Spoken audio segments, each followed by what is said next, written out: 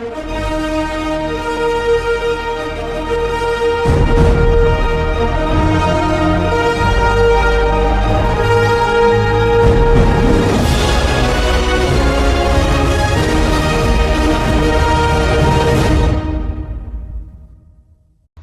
teman-teman, selamat datang di podcast kami.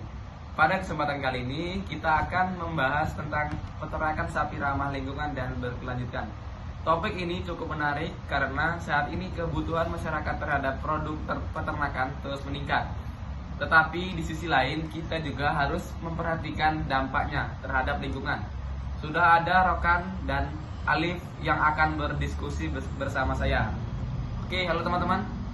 Halo Alif, Rio. Halo semuanya. Halo juga Rio dan Rokan.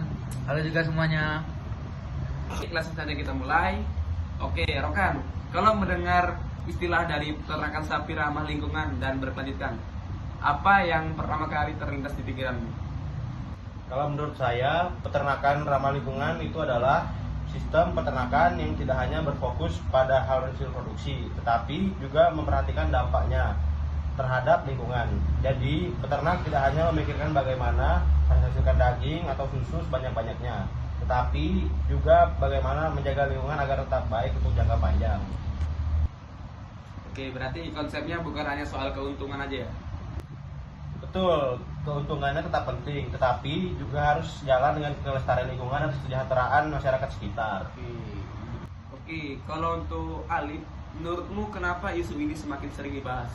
Karena jumlah penduduk terus bertambah sehingga kebutuhan pangan juga meningkat. Produk peternakan seperti daging, susu, dan juga telur tentu semakin dibutuhkan. Namun jika pengelolaannya tidak baik, peternakan bisa menghasilkan limbah yang mencemari lingkungan. Selain itu juga, peternakan juga sering dikaitkan dengan emisi gas rumah kaca. Jadi sekarang banyak pihak yang mencari cara agar peternakan tetap produktif. Dampak negatifnya bisa diminimalisasikan. Oh, berarti peternakan sebenarnya memiliki tantangan yang cukup besar ya? Ya, dan jika kita lakukan dengan prinsip berkelanjutan, manfaatnya tidak hanya dirasakan peternak, tapi juga masyarakat dan lingkungan sekitar. Baik, tidak terasa kita sudah sampai di akhir diskusi. Dari pembahasan kita tadi, bisa disimpulkan bahwa peternakan sapi yang ramah lingkungan tidak hanya mengajar produksi, tetapi juga memperhatikan pengelolaan limbah, penggunaan sumber daya secara efisien, pemanfaatan teknologi, dan kelestarian lingkungan.